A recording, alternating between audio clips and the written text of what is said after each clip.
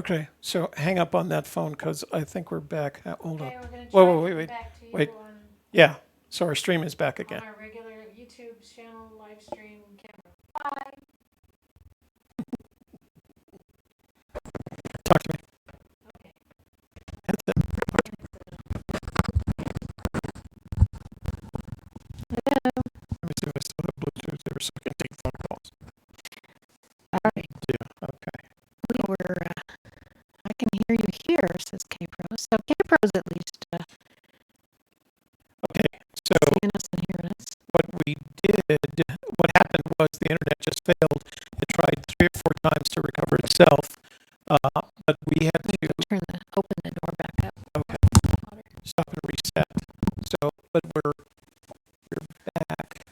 Let's see if we gotta get chat back. So we lost a whole bunch of the chat too. So let me just move that back over there. Pop that out. We have one person watching. Okay, so this is where it's going to be a good idea to have been subscribed because you get a new notice that we have. Okay, not sounding good. Audio is bad. Choppy. Oh, that's the same experience we had last week.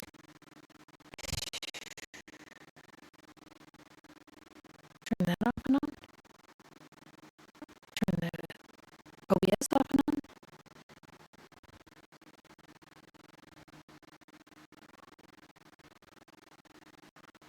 Wow.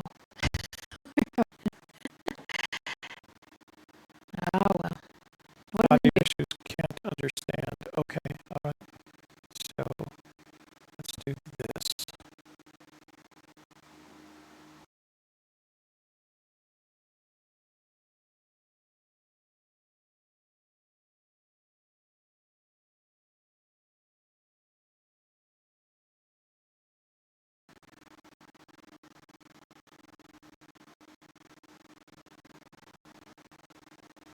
Try it now. Okay. Are we still breaking up in terms of audio? The no audio now. Well, yeah, we No, we turned turned it that off off. again. We So turned the audio off for just a sec. see if Let's see if we can get it back. having a good old time here. Still choppy. Choppy. So choppy. I think it's OBS. Okay, so the only way to correct this is we have to shut down OBS and restart it again. So we're going to try that. Yeah. So we'll be back if we can.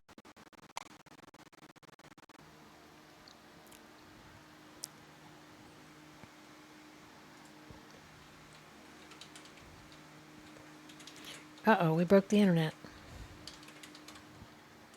It says we're live again.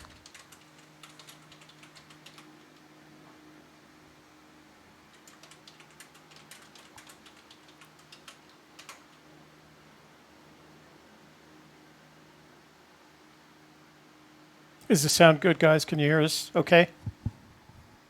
Sound is good. Okay, great. Wow, that was damned interesting. So yeah, what I was trying to say when we came back that second time is, so are we back on Facebook too? I think so. So literally, internet dropped out, boom, gone. We saw it on here before you guys did, and then I realized that we were off. And then as we tried to come back, we started experiencing that little choppy audio that we had last week. So this is another OBS thing. So OBS is doing I'm not sure. some weird audio stuff. I mean, if K-Pro's thing went down too, then No, I mean for the audio part. oh, So, for the so audio we part, we yeah. actually had two different problems. One was the internet problem. The other was the OBS choppy audio problem. It's not this. It is. I guarantee you, it's not this. So we'll see. All right. Sound is great. Always an adventure. Yeah, you know, we're in high tech. You know, we're doing always an we're adventure. experimenting with all this stuff sometimes. Yeah. So. Let's see. Okay. Where's this So, well, There used to be 176 in the room. Now there's down to 48. So we can still go through names, don't you think? And say hi to the folks in the room. Yeah, where are we at? Well, you can start wherever you want because we lost everything before that. Oh, I got Boots on the Ground Clothing, Brian Eagle, DB Cooper, Old School 713G, Jungle Cruiser, Sunny 7, Wayne Ross, Milan Fenner, Rick Plank, C. Moore, Jack Calico, West Guide TAS, James Elias, Tom Sawyer. Yeah, with him, it Alan was two different Rich. problems. Okay, we're back. AJ Rainville, Ross B, 23 Monarca. I don't know if these guys are still here with us. Brian Ulrich, Atarax,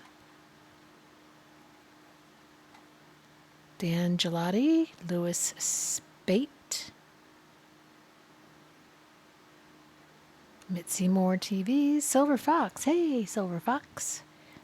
Guy who found our treasure. Can you train a falcon to find the treasure? Why not? Julie Wilkholz wants to have a margarita with Shelley. Oh, that sounds good to me. Just come on over to the house sometime. We'll have margaritas. Or I make great mojito. Mojito. We're going through a mojito phase right now because of I the am. rum. Yeah. All right, you didn't have a mojito. You had a margarita. Oh, I did when we were at the place the other night? Yeah. Oh. I had the mojito. Well, it looked like it was very well made. It was tasty. Tasty Mojito. That's right. Okay, so let me see if there's any Scott questions. The Douglas. hardcore AGK followers are still here. Yes, they are. Sound is perfect, says Tom. William Goswick. Jack says you're 100% back. Bunch of CMC, asterisks. Why Sapa did they West. stop that? And I think Mitzi and Huli are here. Sassy says, I can see and hear you perfect. Kevin, Great. my husband. Hi, Kev. Kevin, I have Kevin. a 3D job for you.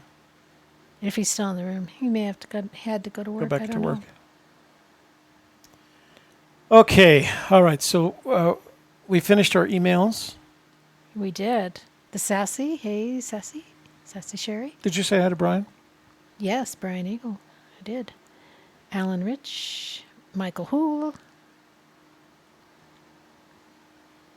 See. No, Michael, we do not mean Search Albuquerque. We just thought it was an interesting coincidence that he's always telling us to get back in the box. And in New Mexico, at least in Albuquerque, beyond the balloon community, getting back in the box means something. You know what? I'm willing to bet there are balloonists who have said to other balloonists, you need to get back in the box, brother, because they're flying awry. DB Cooper, 23 Monarca, Snuggles. And if you guys have never flown a balloon, by the way, flown in a balloon, you should take advantage of the Balloon Fiesta and come out and visit and take a flight in a balloon. It's one of the most pleasant experiences I've ever had. Grizzly Bear, William Goswick.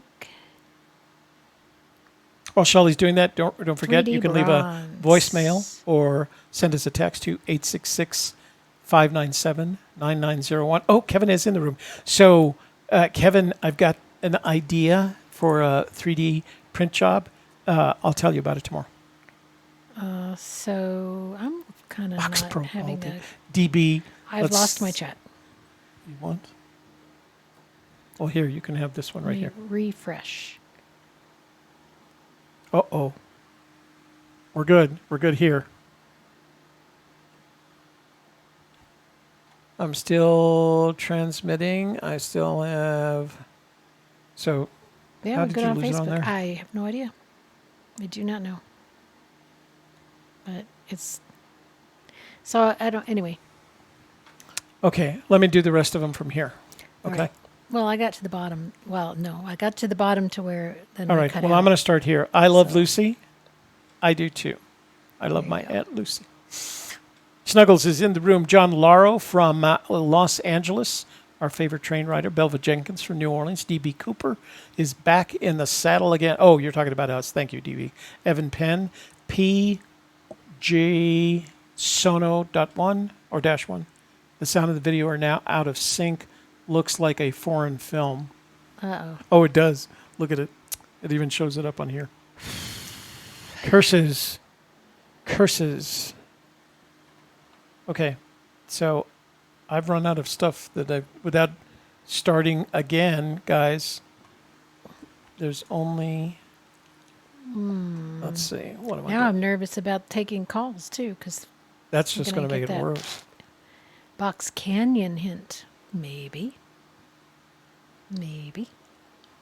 Must be broadcasting from Jens Japan. is here. I mean, Jens! Jens. Sorry. Jans and Masuda. Hi, guys.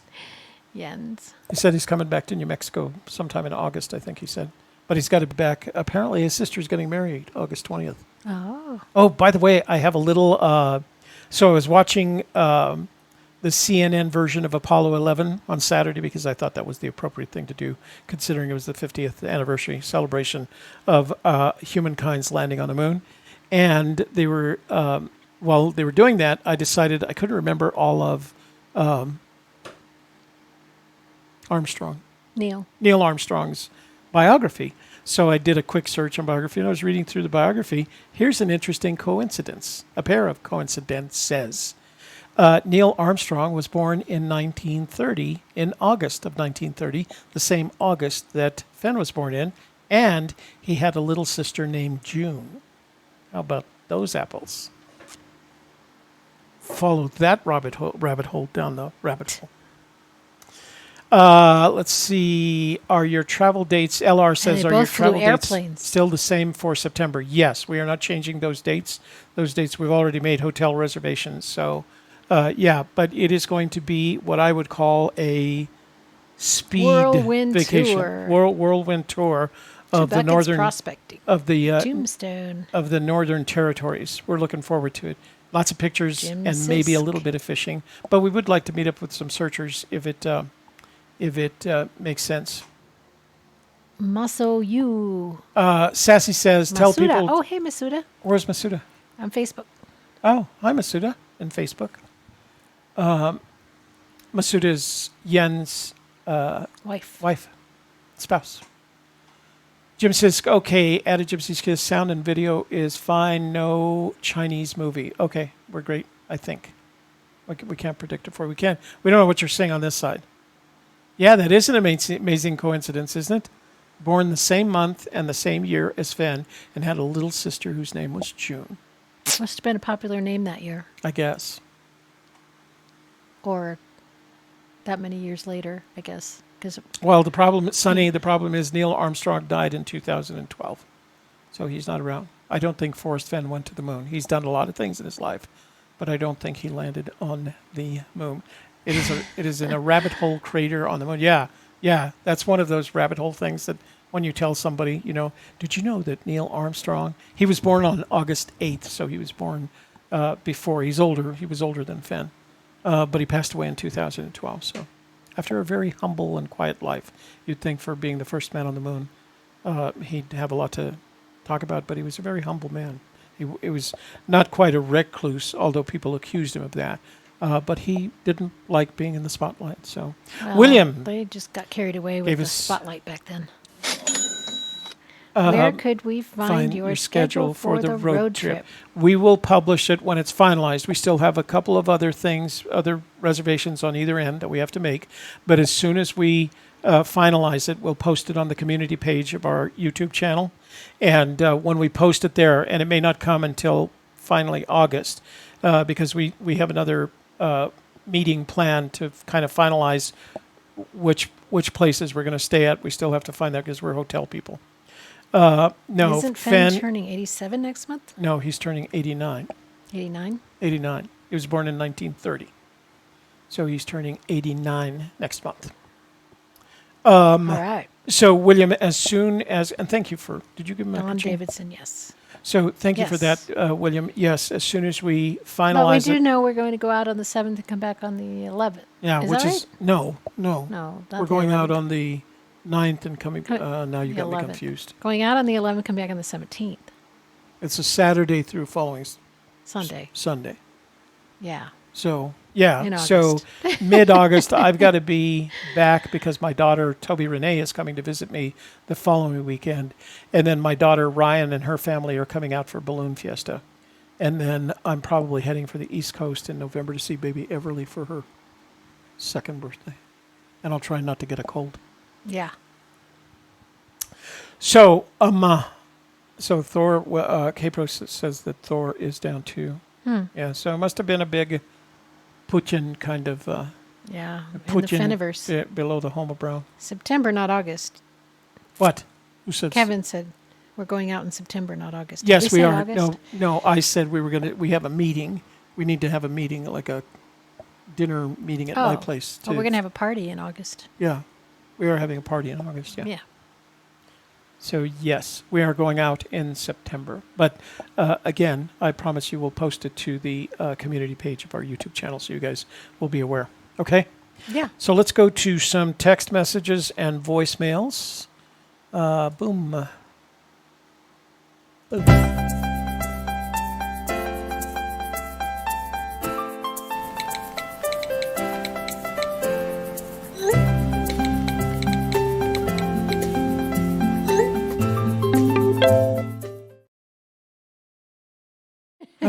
Man, okay, so we've been complaining because the audio for these little videos that we play for you guys, sometimes we can hear it, sometimes we can't. Last week we couldn't hear any of it. Then just before we started the show, we could hear it. We heard I'm it glad on. we didn't change our phone number because it's all over some Yeah, of that's these videos. what everybody reminded me last week as I was changing the number. Yeah. Everybody was going, no, hey, it's still the old number. And so we're okay with that. Anyway, Jason, whatever problem we had, seems I will text you afterwards because we can't. It's kind of frustrating when you don't know what's going to happen. So I Love Lucy says, Toby, your son friended me on Facebook. Pretty cool. He looks just like you.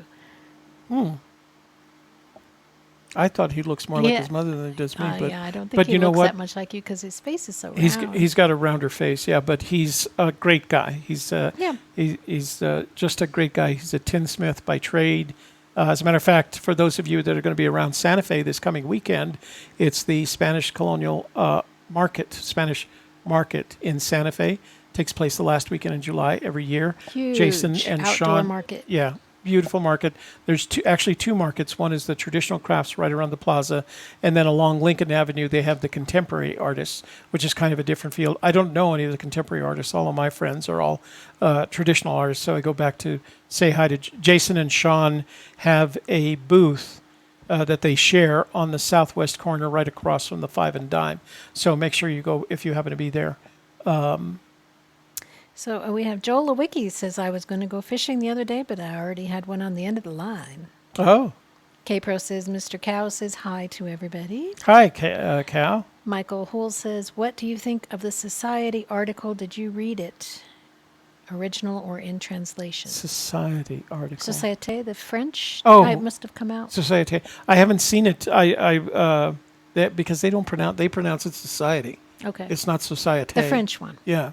I haven't seen the article, Michael. If you have a link to it, I'd appreciate it if you'd send that link to gypsieskiss@gmail.com, and I will put it through the Google Translator because my French consists of about, Je suis.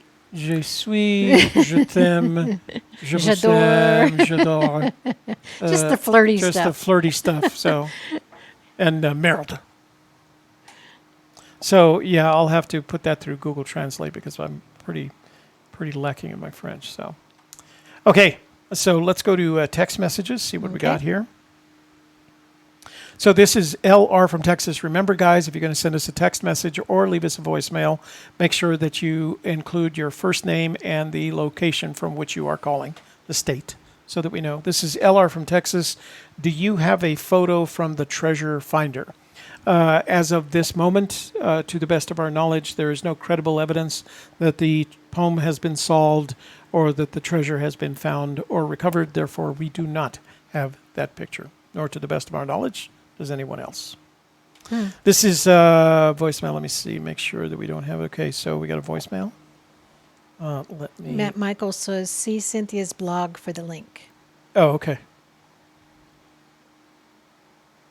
Hey, Toby, this is Sparky from Missouri. I just wanted to call and let you know, Hey, I got some good information from a couple of your shows, and I just kind of about the law parts of it, the book actually being part of that, being part of the title. But I wanted to thank you for that, you and Shelley. But anyway, I like watching your guys' show, and if you need to know anything, I'm going to be getting into town and towards Santa Fe probably Friday, so. But I don't know where you'll be or anything, but if you're going to be in the area, give me a call. All right? Thank you, and we'll talk to you soon. Bye. So, Sparky, we don't live in Santa Fe. I live in Bernalillo. Shelley lives in Rio Rancho, so it's about an hour drive from where you are in Santa Fe. And we're together on Fridays because we do the softer side at 4:00, and then we do our show at 7. If all goes well. If all goes, yeah. If the When I'm internet, not doing if other the internet things. has crashed. Did you have a question from the room? Did I? No. Oh, look, Rick says something to do in Santa Fe this weekend. Yeah. So we're planning to be up there on Saturday. Hope you weren't planning to stay in a hotel. Yeah. Because It's going to be hard to find. Yeah, find the hotel room. yeah. May have to stay in Bernalillo. Okay, so we got a voicemail. Let's see what we got here going. Hey, Toby, this is Lewis from South Carolina. Got a boots on the ground coming up at the end of August, going to New Mexico, Red River area. Just wanted to kind of give you a buzz. Maybe I'll call back when you're online. If you need to, give me a buzz back.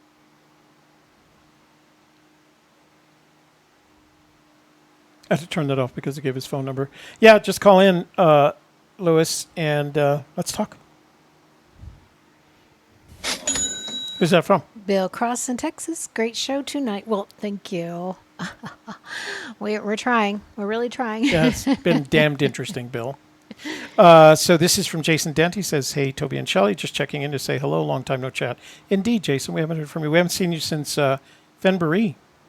So, yeah, nice to hear from you. Let's see. This is from area code 608. And it's from Matt. He says, at what age did Forrest start taking photographs? Weren't cameras really expensive back then? Thanks, Matt K. No, Matt, I'm not necessarily sure that he started taking photographs. It seemed to me to be a trait in the family, as I think most families back then did. This was before the smartphone age where you actually had to take pictures, have the film processed, and then have the photographs made from the negatives. But back then was about the time that Kodak started introducing its very inexpensive handheld cameras. And I remember my family having several of them. They were not expensive by comparison. Kodak made it a point to make them cheap because Kodak, in its own smart business way, knew that the money that they were going to make was from the processing of the film and the resulting images. So they sold the Brownie models, they sold the box models. I had versions of all these. They sold one that had the expanding front end. What do they call it? The accordion front end. And I had samples of all of these in storage someplace, and they in my travels they got lost. But yeah, you could get a It's photograph. just the lenses that were expensive. I mean, No, I even because- got a cheap little camera with gum wrappers, and you send them in. You just send in like 20 of them, Yeah. and then you could get a camera for free. Yeah, I mean, it was plastic, but but it worked. it worked. Yeah. All I had to do was, and that was it. So yeah, during that period, the 30s, 40s, and 50s, during that period when he was growing up, everybody had those Kodak ponies and brownies. They had different ones, snapshots. Yeah. Everybody had one, and that's kind of how we lived. I still have That's true. photographs. That's true. Maybe next time I'll show you some of the photographs of me growing up, and they were all those images were taken Every with those. birthday and Halloween, those cameras, and yeah. Christmas. Yeah. Birthdays, Halloween, Yeah. Christmas, and Easter. The hard part was taking the picture. You didn't know if you had a good shot, and then you'd have to send it off to the pharmacy, and the pharmacy would get it processed, and that was a 2-week effort back then, because Wait, they had who's to send asking it this off. question? I forgot now. I mean, how old are they? They'd have to be pretty young not to know this. No, I mean if you were born, we were just talking about this. That truck that we were talking about today was 1969. That's 50 years old. Well, if you're younger than, you started getting digital cameras. cameras were in the 90s. No, the late 80s.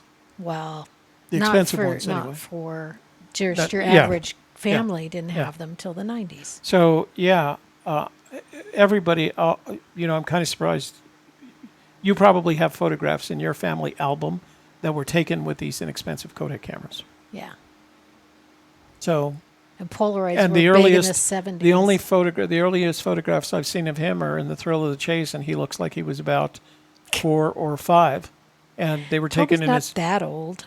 They were taken. I'm 70. That's kind of old. Toby, was your first camera the rock and chisel No, model? my first camera was a Kodak 35S that my uncle Edmundo gave me. He was a journalist, radio announcer. He did all kinds. He was he was a great guy. But he gave me my first camera. It was a 35 millimeter film camera, and it was a Kodak. And then about 2 years later, I traded it in on a Voigtlander, which had a better lens. And then my first camera that I actually purchased, I bought in Vietnam. It was a Yashica GS, 35 millimeter rangefinder, and that got me through 2 years of Vietnam. It was the greatest little camera. As a matter of fact, speaking of that, I have a friend that owns a photography store here in Albuquerque, Camera and Darkroom, Art, Art. And he had one of these. He had one of these old Yashicas, and I looked at it and I said, I used to carry one of those in Vietnam, and he gave it to me. I still have it. He gave me the new battery. You can buy 35 millimeter film. He gave me as a matter of fact, he gave me a box of Tri-X with it. So that was my first camera.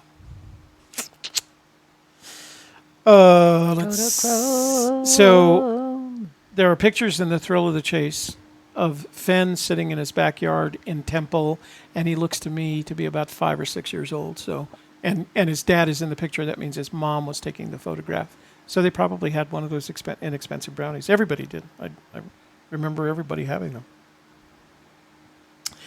Let's see. I don't know. This is from area code 575. That's New Mexico. That's the other number, New Mexico.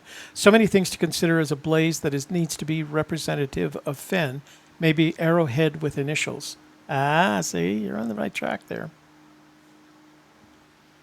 No transcript available. Let's see. Wow. This is from Los Angeles. Did you get my text? Oh, this is John Laurel. Did you get my text about the poem called In the Wood?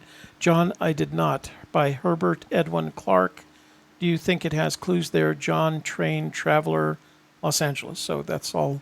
That's 5 different messages. I did not see your text message about that particular topic. If you sent it to the 505 number that I had last week, John, I canceled that number and it killed everything that was on it. So send it again, please. Going back to the old number, guys. 866-597-9901. Jim from Oklahoma. What donations did Fenn make in Montana around the Hebgen Lake area recently? Any IDs? Corey knows, or K-Pro knows. He corrected that. I have no idea. I thought I heard she and Mike talking about it on their show last week, but if K-Pro, you're still in the room, maybe you can share that with us, unless it's private, unless it's something Fenn doesn't want publicized. So I don't. What's he looking for? The donations? He's looking for donation. Did Fenn make in Montana around Hebgen Lake area recently? Any ideas? Don't know. Donations around Hebgen Lake. What? Yeah. It might be like to a park or something like that. Oh. Okay. Don't know. No say. Oh, man, I missed the... sorry about that, guys. I couldn't get to the cutoff quick. Okay, that's it for text messages and voicemails. Okay. Well, that's what that big red button is for. Well, no. But if you can't reach it, just do the other thing. Yeah, true. Because it's bigger. Anyone seen Ghost? Christine Kenzie. Is that a generic? Has anyone seen Ghosts? Or has anyone seen the movie Ghost with... what's his name? Yeah, with what's his name? Sarah Kinzer says, bless you. Hey, Sarah. Thank you. We are going up to Pagosa Springs for the first day of our vacation in September. What day is it? The 7th. Because September 11th, we're in Yellowstone. I'd have to go get my notebook. It's the Saturday before the 11th of September. So, Sarah, we want to visit with you and Brad. So send us a text and let's communicate about it. Tell them I explained to her why I don't have her number. Yeah, because Toby lost your number. But if you text us here and let us know it's you, then we can communicate about a visit to Pagosa. So send a text message, Yeah. Sarah or Brad, whichever. Wait a minute. Sarah or Brad, whichever I think it you was was. Sarah. I think she was saying. in the Facebook In the room, Facebook a page, little send higher a text up. message to 866-597-9901 because I Thank you, Sakar. when that night when I told you I tied your number to something, it was actually somebody else's number, and when I called her, Demi Moore and Patrick Swayze. yeah, ghost. Yeah. Christine, if that's what I guess that's what you're talking about. Yeah. Okay, so here's the tentative schedule. There you go. All right, we start Saturday, September 7th, heading from Bernalillo to Pagosa Springs. We visit Brad and Sarah Kinzer. That's even written in the list. Yeah. See? And we stay there the night of the 7th. And on the 8th, we drive to Thermopolis, a total of 600. So that's a full driving day. We stay there on the 8th. On Monday, we drive from Thermopolis to, we see the dinosaur in Hot Springs. Yeah. Oh, And so they're we in stay, Thermopolis. we spend 2 nights in Thermopolis? Yes. Okay, then on Tuesday, we go to the distillery in Kirby and Matitsi, and we end up at the Cody Museum. Yeah. We stay there on Tuesday night, and then on Wednesday we head to West Yellowstone. On Thursday we drive through Yellowstone to the Tetons and Lander. Then on Friday, Lander to Salida. On Saturday, Salida, we're going to do some fishing, the winery and the distillery. Hopefully we'll do the fishing before the winery and the distillery. And then Sunday from Salida back to Bernalillo. So it's as Shelley said, a whirlwind tour. Yeah. So. The ghost in, as in Rick. Illinois ghost. Illinois ghost, yeah. Yep. So it is a busy, nice itinerary, but we like doing it like that. We like being on the move. Smote like a butterfly, sling like a bee. Smoke and sling? I don't know. I can't remember. What That's is very weird. it? Spring like a butterfly. Float? Float like a butterfly. Sting? Like a bee. Float like a butterfly. We have a incoming voicemail from George, our favorite. Okay, so let's see what George has to say. Deep Thinker says the donation he made to the Yellowstone area is not new. It was made sometime around 2010. Don't know the exact donation to the area, but something about a chest filled with gold, etc. Oh my goodness. Oh, you love this. That's a Fenn Searcher sense of humor. No? Fenn Searcher sense of humor. Okay, so we got a voicemail from George. Let's see what he has to say. Because everybody loves listening to George.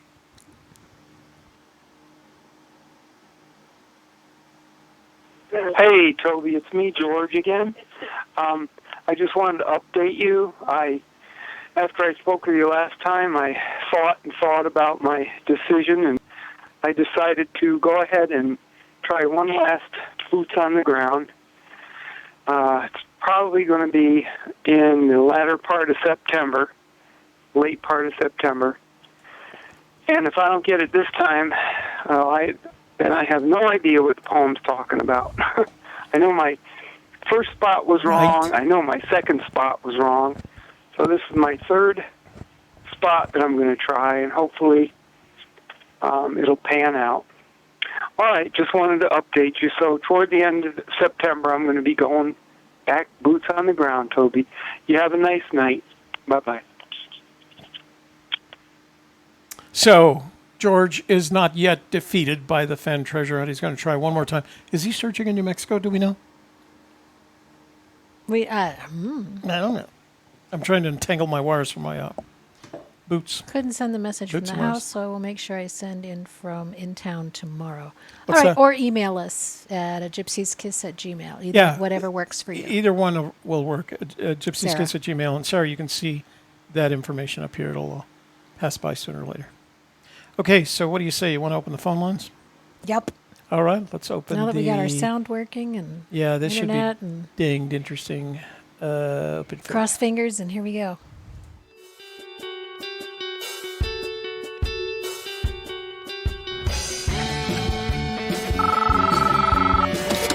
Hello. Hello? Who's there? I'm talking. Hello. Hello. Who is this? You know what this is. You know who this is. Who's there? I'm talking. Okay. Well, what I was supposed to be doing is turning on the phones. All right. Phone lines are open for those more adventurous of you in the room. This is your opportunity. Rick Plank says maybe we'll run into you in Santa Fe on Saturday. Yeah, we look forward to it. Yeah. Jason will have a booth up there. He usually shares with his sister Sean. So. No, it always shares with his sister Sean. Yeah, so check that out. Hey, you've reached Toby and Shelley with the Gypsy's Kiss. What's your name? Where are you calling from? And what's the point of your call? No, I mean, what's your observation on the Fenn treasure hunt? Hola. Hey, you reached Toby and Shelley. How are you? Fine, thank you. What's your name? Where are you calling from? And what's your observation on the treasure hunt? It's John from Los Angeles, the train traveler. Hey, John And, Lauro from Los Angeles. Nothing about the just tell me about his and John? how you guys put on such a great show. John, let me just Yeah. interrupt for a second. I know this is hard because of this, but you're breaking up badly. I can only hear a couple of things that you're saying. John? John? Us. All right. John, calling back. Try calling back. Try calling back. So what was it that George Abord says, have we heard anything from To North? We haven't. He hasn't emailed. He hasn't called. He hasn't written back. We don't know where he is. Well, he wasn't actually searching. It was actually a friend of his that was searching. So we haven't heard anything back from... we haven't heard anything Although he back was about his... on our list. Well, he was on our list for July, but July. he didn't want to give us the guy's name, so we had to put his name. Right. So, yeah, we haven't heard anybody, anything back from him. So what is Jen saying about D.B. Cooper? LOL.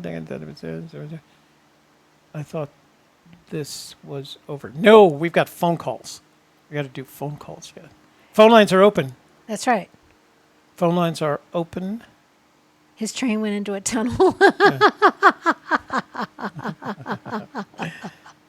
Phone lines are open. Call That us was and Journeyman. let's talk Thank you, about Journeyman. that was That was a very good funny. Or you can still send a text if you don't want to call in. You can send a text. How did you and Shelley meet? Oh my goodness, we've told this story so many God, times. you think about most of the room has heard this about a dozen times. We met on a TV project. Toby was creating a television program, and I was helping work on it. And then we changed places, and I was working on a talk show, and he was working on that with me. So we've done a lot of video and television projects together. Started back in over the past 7 2012. years. Yeah. Yeah, well, yeah. Yeah. We met in 2011. No, we met in 2012. Yeah, January 2012. And then we started working together. Soon after that. Yeah. Yep. 7 years ago, 2012. So that was an email from Sarah. Just Oh, see good. if we're not missing anything here. T. Brown, you are welcome to call. The number here, 866-597-9901. Tell us what's going on in your life. Hopefully our connection will be better. Okay. So she gave us her number. How did his a number. Gypsy's Kiss get started? Oh, wow. That's a really long story. Well, Toby was searching for the treasure. Then he put it to the side for a while. Then I said to him in January of 2017, you should get back in to look for that treasure. And then we met up with Fenn and talked to him about it a little bit. And then we started our YouTube channel. Does he mean why it's called a Gypsy's Kiss? That's the long story. Oh, thankfully we were in Who knows? phone call. Hey, you've reached Toby and Shelley. What's your name? Where are you calling from? And what's the point of your call? That's a good one. What's the observation This you'd like is to make? T. Brown. I'm from Dallas. Hey, T. Brown from Dallas. How are you doing, sir? Doing good. Just seeing if you would like to do an impromptu display of a solve I have. Can you tell us the solution? Because it's hard for us. If you're going to send us something, we could do it on Friday. I also don't know if you have like any of those like topo maps from Montana or something like that. You might be able to pull up. That'd probably be all we need. Let me see if I can use. Do you know which of the topo maps in Montana you're talking about, by any chance? It is just north of Cody. It's very close to the. I forget the name of the falls. You could probably go look for Wolverine Mountain Hang on a sec. Let me go to. or Goose Creek. I don't know why they make you subscribe every time you do this. Well, it's Hold like, on, There used to be okay. a falls that somebody had where the road up there crossed into to Montana and then back into Wyoming and Hang back on. forth. Let me Consider that see. being the. There is Goose Creek map. Let's see where it's at.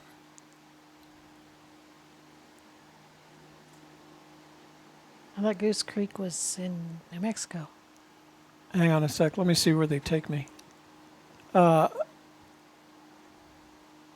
Second, that's in California. Hold on. Oh yeah, Goose Creek, California. Okay, so it's not that Goose Creek. Let me go to Google Maps, see if I can find a better version of this. What's the nearest town? Let me pull it up. It's probably north of Cody, probably about. If you just go straight to the border, or you could go from the river that everybody loves over on the northeast or northwest. You can go straight east of that. It's right where the road crosses. Let me go find it real quick here. Okay, so If you look for Lake Abundance, you know where Lake Abundance is? no, I have never lived in Wyoming, so I can't. Okay. Do a search on Google Maps for Lake Abundance. That'll probably work. In Wyoming? In Montana. Montana?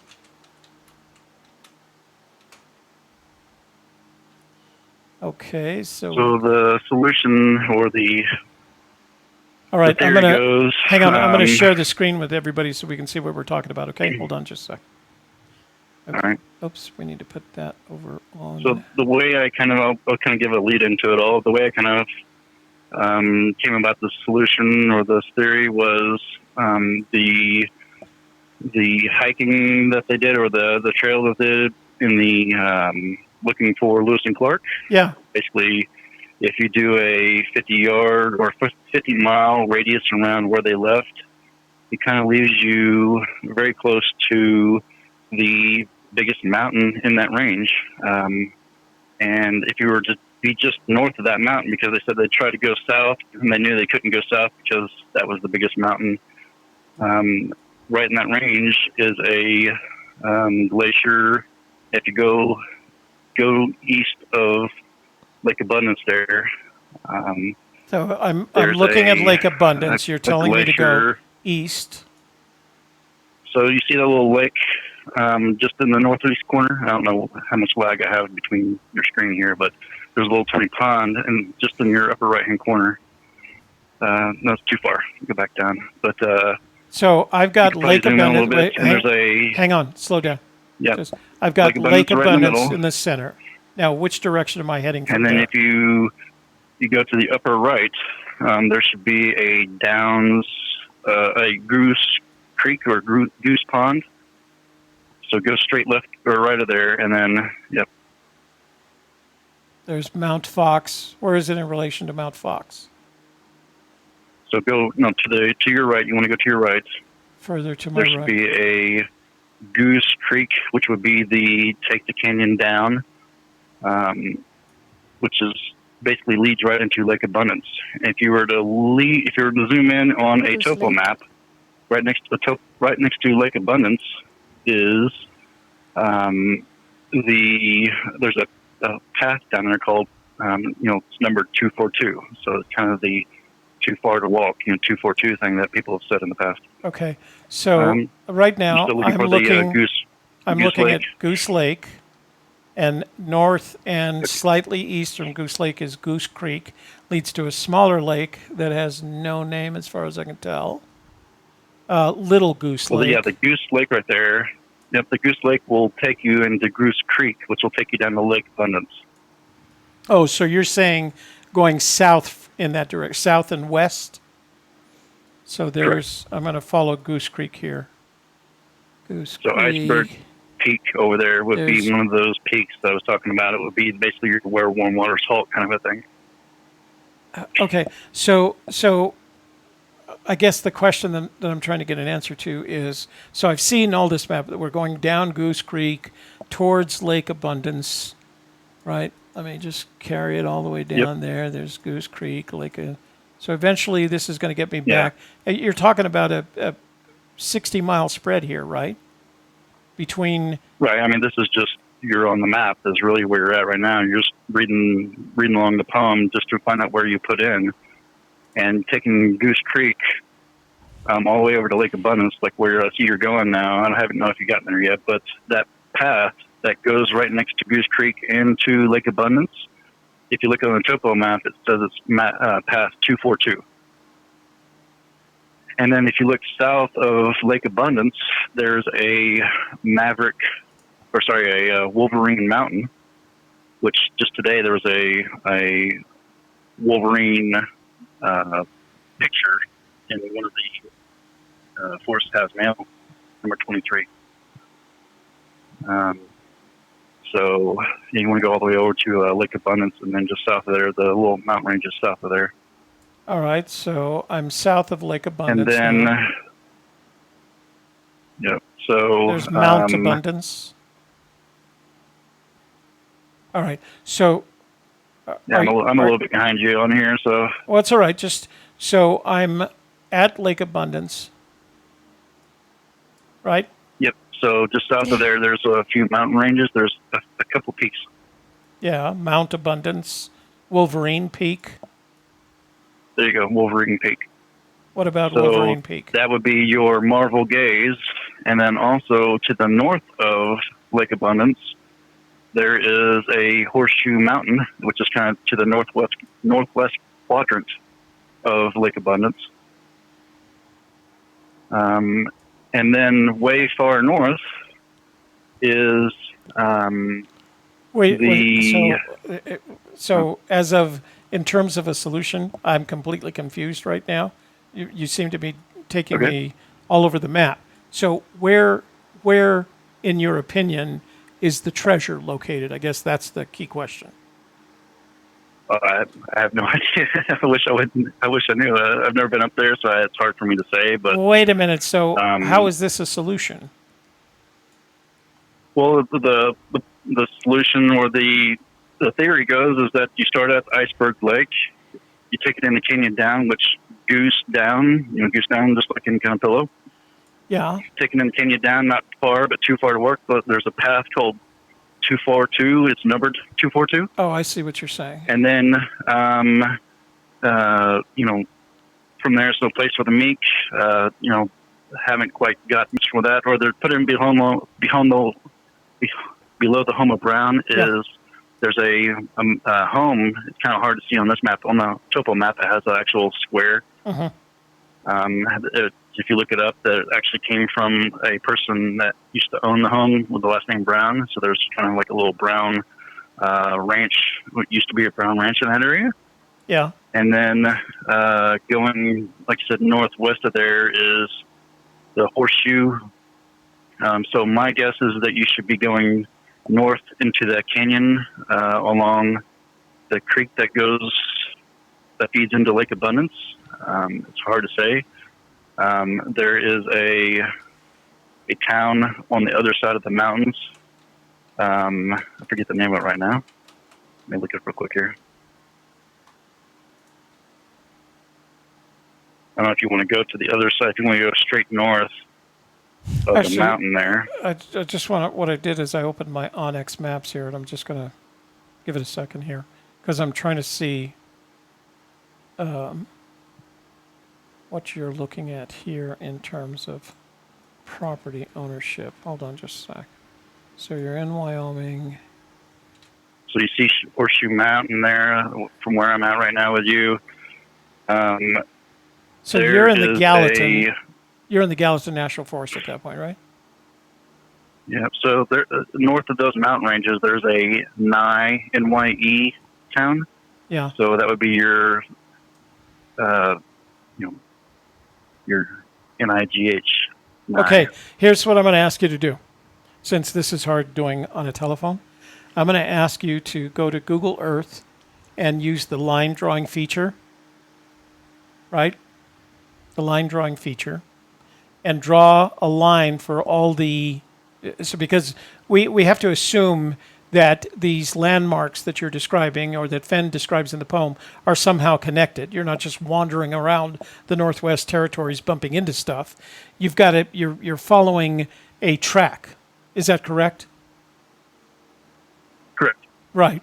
So what So I'm like I said, from his Lewis and Clark saw, or from his Lewis and Clark adventures, yeah. he ends up on the northern side of that mountain. Okay. So he mentions, not being able to go over that mountain, which would be your starting point of, beginning where warm waters halt. Right. So here's the thing. What is impossible for me to do is try to take your description that you're giving me and draw the lines that are represented by that description. So what I'm going to ask you to do is go to Google Earth or any other of the mapping products and use the line drawing feature and draw the lines that connect your beginning to wherever you're ending. Now, I understand you don't know exactly where the treasure is, but if you do that and send me that link, then I can bring it up on the screen and I'll know what you're talking about. Okay. Okay? Is that fair? I mean, it's one of those things that there's a lot of things that connect, but whether or not you know exactly where it's at, it's kind of hard to determine that, especially since you have to kind of be in that area to determine it. I just was trying to share what I could with you all. Maybe maybe somebody that's up near Montana can go find the rest of it all. I really have no idea. And that might be a great opportunity for that to do that. But right now, without having some sort of, because you need a map, sooner or later you need a map of where you want people to go. And so if you could provide me that line, the contiguous line that expresses all these theories that you have about each one of the representative clues, then we can share that with the audience, and then they can make a decision about whether or not they want to pursue that the next time they're up in the Montana area. Yeah. Makes sense. Okay. I guess I should have had a few beers or some marijuana before I called into you guys. No, like everybody else, it seems.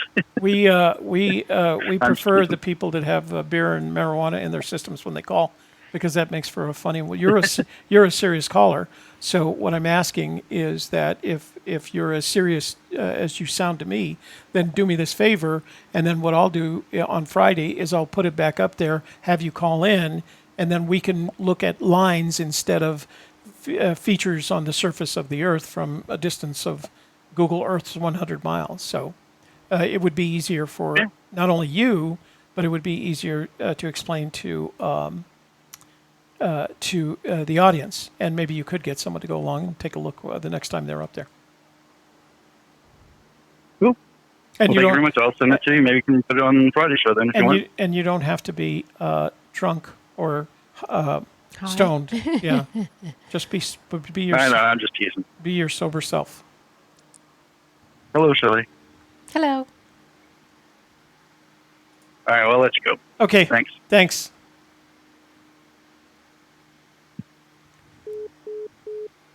So the hard part with trying to follow a solution that goes from one landmark to the next, and then you try and, so if I say my solution starts at the Colorado state border and the canyon down is the Rio de los Pinos, and then the Homa Brown is a fishing area there, that's hard to visualize unless we have a map with lines drawing on it. That's all I'm suggesting for the gentleman to do. Hey, you've reached Toby and Shelley. What's your name? Where are you calling from? And what's your observation on the search? This is James. You talked to me last week. James. Calling from Michigan. Yeah, I remember. We talked about Michigan. And I kind of wanted to pick your mind about a few things. And I'm not going to tell you where I am. I will tell you that I'm not within 90 miles of Santa Fe. Wait. So you're not going to tell us where you're searching? Correct. That's I'm not going to narrow it down to that. Because, we don't ask anybody to do that. Yeah, at least tell me the state, though. What state is it? What state are you in? I won't tell you the state. but I will tell you some details when you get there. All right. Okay. So when you get to the Blaze, Yeah. and I will say that his stories in the poem or in the book, man, they layer over the poem a lot. I'll just say that. Anyways, when you get to the Blaze, it is something that he speaks about a lot. And I would say that there's an area that's about 200 yards by less than 100 yards. Yeah. And in that area, when you get there, I'm thinking, okay, am I right? Am I right? Show me something. Am I right? And of course, I come across a tire that doesn't belong in this place. There's no reason for a car to be there. And this tire is a very old tire. Do I think he put it there? No, but do I think it was there when maybe he was a child? Well, Yeah. so let me ask you a question. Is this actually, these observations that you've made, is that actually the result of you being boots on the ground or using Google Earth? Correct. Yeah, Okay. I have been there. I have taken a picture of this tire. It's a co-op country squire heavy duty. It looks like a skinny old truck tire. Yeah. And so, he did it tired, which some people think that's an actual tire. I get it. I did it tired. Oh, I get it. Yep. And then you're like, okay, but then he talks about having to get cold. Well, there is water there. So I went up the creek. And what the story where he talks about being cold is the story of the buffalo pulling them into the creek and the engine went into the water. And I just happened to stumble across an engine wired up in the side of a creek in the water. Wow. And we're not talking like a recent engine. We're talking about like one of those old-timey four bangers. Correct. Yeah. Took a picture of that as well. Anyway, so my question for you is pick your brain is, so I'm down to if you're cold. And I'm in a place that I strongly believe he was in. And so I'm asking you, do any stories stick out as far as being brave and in the wood? There is a wood pile there that looks like an old shed or an old barn was kind of piled up into a pile. Do I think he crawled underneath of it and dug it? That could be brave and in the wood. I don't know. Also, the one thing that I think could fit at the end of my solve is the Gilbert Gull painting. But he doesn't mention that in his poem in any way. I don't think brave and in the wood could link to that. Mm-hmm. But it could very well, when I get to everything I'm getting to, that could fit perfectly. So I guess I'm asking you, do you have any thoughts that stick out in your mind of him in his book about being brave? And do you think he would use that Gilbert Gull painting, which he loves to reference, as far as the end of the solve? So when I think of Fenn, I try to divide his world as I see it into a couple of categories. One is what I would refer to as the period of bravado, which is not necessarily being brave, it's simply bravado. From sliding down the rusty fire escape to trying to get to college without actually signing up for college. Neither of those are bravery, that's bravado. You don't consider the bravado as what you do when you ignore the risk, right? And I think if Fenn, like a lot of young men, experienced in his early life a lot of bravado. I think his life changed when he joined the military. I don't think necessarily that was brave of him to do. People join the military for a variety of reasons. But I think the bravest thing that I believe he did up until that point was to accept an invitation to go to flight school, because he knew that was going to test everything about him. It was going to test him physically, mentally, emotionally, spiritually, because that's what flight school does, right? The idea behind flight school is equally to train fighter pilots or train pilots and to eliminate those that cannot be trained, right? So they have kind of a two-dimension position on the matter.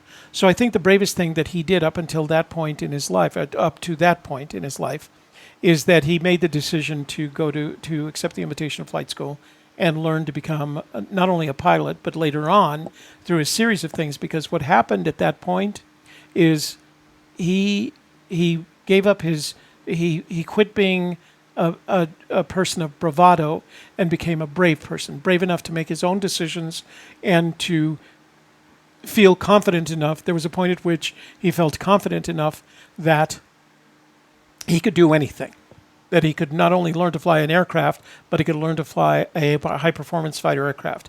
And he could learn to fly a high-performance fighter aircraft in combat. And so there's a series of decisions that are made based on knowing the risks. And making that decision, that's the point, that's the difference between bravery and bravado. So I would say anything after going to Santa Fe and starting a gallery was bravery, because he knew the risks, he knew what he was getting into, and he did it anyway. He was willing to take the risk, knowing that there was a possibility he was going to fail. And that all started with his decision to go to flight school. That's where he transitioned from pure bravado into the bravery of making decisions that would impact him, and in that case, his family. So I would say you could take any of those examples, any of those decisions, after he made the decision to go to flight school, and call them brave versus bravado. Which one you? Well, one thing that you mentioned that triggered my thought process here is when he does go to that school and he's not supposed to be there, and he talks about them being bolder and bolder, and he talks about when he's running away, tripping through barbed wire fence twice. Yeah. There is barbed wire fence right next to this engine. I don't know if that links up to anything. See, I think that's the challenge. I think the concrete, minute you start making those kinds of connections, the connections that you even just said, I don't even know if that works for it. I think. Oh yeah, I don't like to buy into those. Yeah, and I think that's the best thing to do. I think the best thing to do is stick with the poem, look for the two hints and the couple of aberrations that he mentions. But if you're starting to my sense is, and the reason I know is because I've done this. My first solution in the Rio Chama was very much this idea that I'd go up there and I found a stone that was painted white with a dedication hand painted in black to the dead dog that was buried there. Somebody took his dog because his dog enjoyed this area and buried it right there. And I turned that into something. I turned that into a hint, et cetera, et cetera.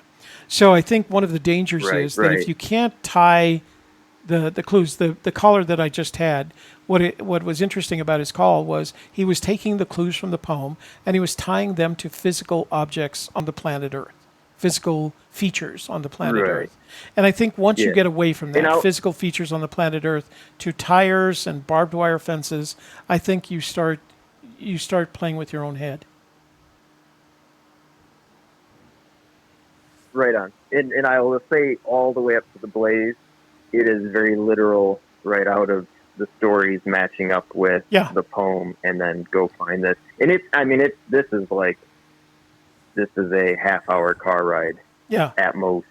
And it's an area where he was.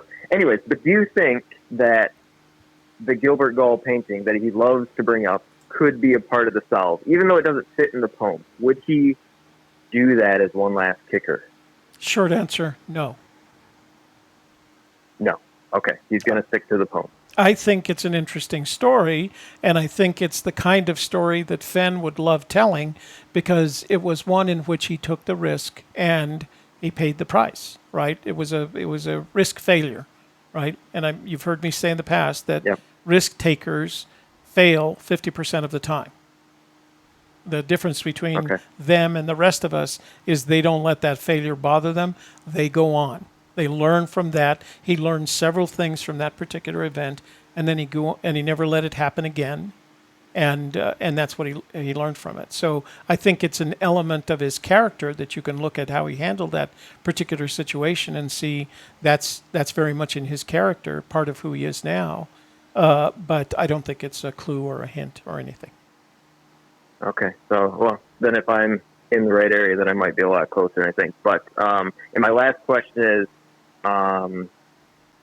do you think he talks about the legalities in some of his interviews of where you find this treasure, whether it's national park, national forest, whatever. Do you think he purposely put it, because he mentions in the end of his interview that maybe there won't be any legalities or any problems at all when somebody finds it?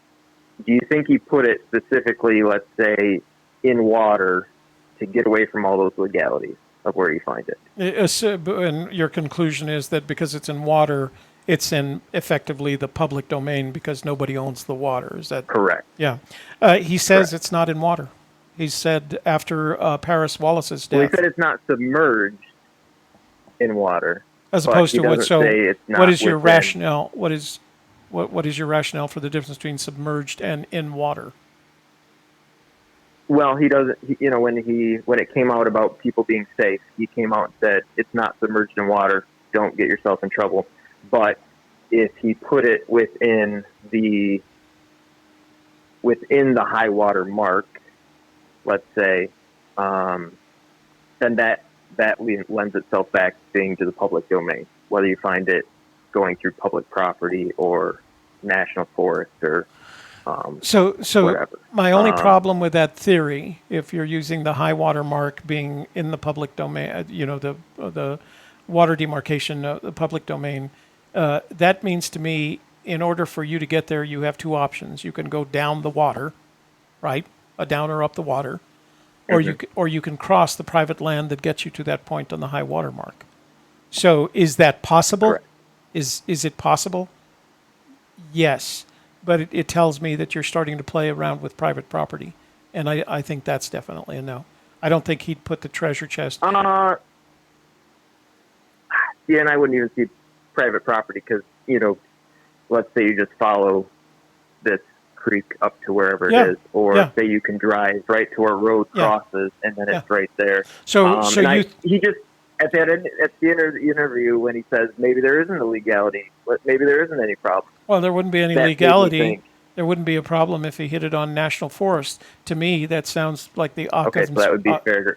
Occam's razor solution, where if all he did was put it in a forest, in a nook on the rock, not underwater, there would be no legal problem with that. That strikes me as a lot easier solution for no legal problem than putting it in the water, he having made 2 trips in that same stream that you're talking about, right? Because he would have had to do the same thing in order to avoid putting it on public land, and then the owner of that public land making some sort of argument that it wasn't the high water mark, et cetera, et cetera, et cetera. So it starts, you get into complex, way too complex solutions for what this guy is trying to do. He's trying to give away a treasure. Why make it difficult? Yes and no, because I've actually spoken to him, and I didn't get the feeling like he doesn't want to be bothered by a lot of different people. I get that, but I don't think, I think he enjoys the little bit of celebrity status that he has. Oh, no. I agree with you. I don't think he wants it, though. Yeah, I agree with you. I agree with you that he enjoys it up to a certain point. I don't think he enjoys it as much now as he used to. Right, exactly. And I totally understand that as you're getting older. So, and the only reason I'm kind of mulling over the details here is when I get to where I am, the map that's in Too Far to Walk, I'm not going to say what it is, but if you know where I am, there's something that happens on that map that only happens once. And it's like, is that by accident? I don't think so, but that's getting down a rabbit hole unless I actually explain myself, and I'm not going to do that because I'm not going to have everybody swarm this area. So don't be chasing down those you rabbit gave me holes. some things to think about. All right, sir. Yeah, appreciate it. That sounds it. like a sales call. You've given me a lot to think about. Thanks. All right, you take care. All right, okay. Bye. Bye now. All right, phone lines are off for the night because we're getting up at the 9 o'clock hour. Wow. Those were a couple of calls, huh? Yeah.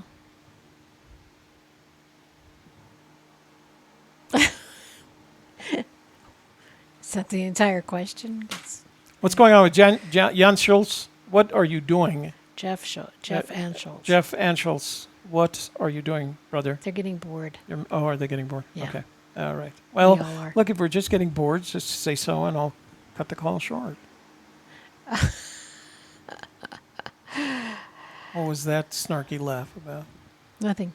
Okay. Shall we talk about what's coming up for the rest of the week? Let's then? talk about what's coming up the rest of the week. All right. So, Friday, 4 o'clock, I have a show, The Softer Side. We're going to talk about reducing stress and finding inner peace. So I hope you'll be there for that. Should be fun. We're also going to be talking about a new series of videos I'll be putting out, so be there for that. As I mentioned earlier in the show, and I talked about on my show today, I have a new life coach course out on Udemy, and Udemy has a sale on it right now. It's only $10.99, and the link is in the description box. It's regularly $89.99, so huge savings if you buy it today. And I hope that you'll go at least take a look at it, see if you're interested. Also on Friday, 7 o'clock, we'll have our Friday Fandango. And we're going to talk about Fenn personality that night, right? Yeah. Oh, we were going to do that. I forgot to apologize for that.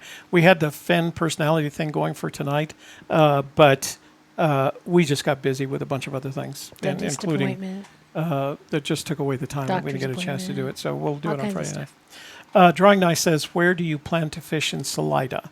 Probably on the Arkansas, maybe even all the way up to Browns Canyon, because I liked that area. But we saw fly fishermen right there on the Arkansas in Salida, so you don't have to go very far to catch fish. Well, we didn't see them catching fish. We just saw them we saw them fishing. Yeah. But yeah, looking forward to that. So that's what's going on this week. Anything else? Spanish Market this weekend in Santa Fe. We'll see you there. If you're there, we'll see you on Saturday. Make sure you will. We'll usually hang around. Jason's booth? Yeah, stop at Jason and Sean's booth.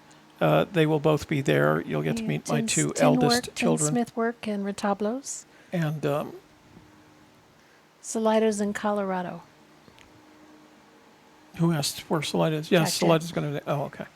Yeah. All right. So let me.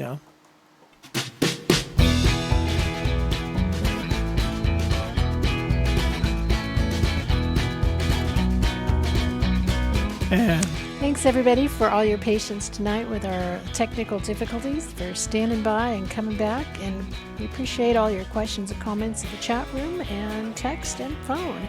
We look forward to seeing you at our next show, and for Humpday, Hoedown, A Gypsy's Kiss, I'm Shelley Carney.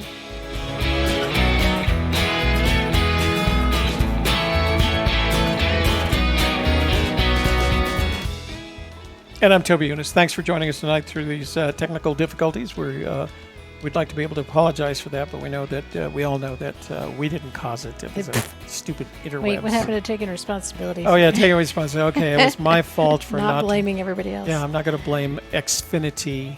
I'm not going to blame them at all for having screwed up things. But hey, we've been fortunate in that I think that may be the first time in a long time that we've had an internet failure during our show. Yeah. Well, I guess we should be grateful that it's only that one time. Yeah. And we were able to get back and keep you guys happy, which we like doing. We like keeping you happy, okay? Good night. We'll see you on Friday, 4 o'clock, the softer side, 7 o'clock, Friday Fandango.